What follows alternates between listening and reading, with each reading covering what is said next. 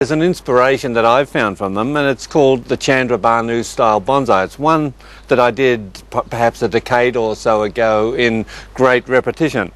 And the basic idea was, rather than the style being a reflection of his human form, it was a reflection of the movements that he made. And while I shouldn't even attempt to replicate them, because he does it with such exquisite grace and mastery, but the style of bonsai is influenced by that.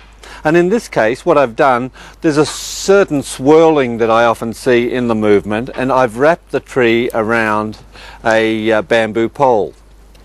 And it's been there for a year or two now, I guess.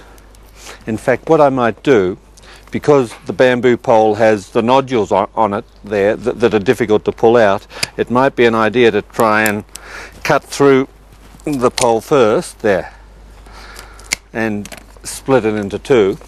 Then the pole comes out fairly easily, but you can see that the tree holds that form, and it's most notable possibly up the top here, where this last little branch curves around. So next thing is to thin it out. Simplicity is such an important aspect of bonsai. Then I might wire these two branches. Remember, they're growing naturally. There's nothing about those branches that's been contrived by the grower. Their form has evolved. Only the trunk has been shaped by the bamboo. So I'll take one piece of wire up along each of the two branches, winding carefully, taking care not to get the branches caught up in the wire. And I could have cut this piece a little bit longer, which would have enabled me to wire it right to the very end, which is always a nice idea, because that last little bit of movement at the end of a branch can easily imply current wind movement, and can draw that additional design element into the tree of the most recent wind.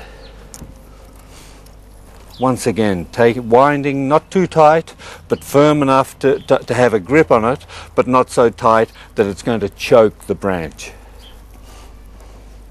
And this one I fortuitously cut at the right length, and you can see I can wind it right down to the very tip of the branch there.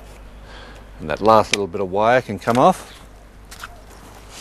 And I'll tack the tree out of the pot and rustle it out a little bit.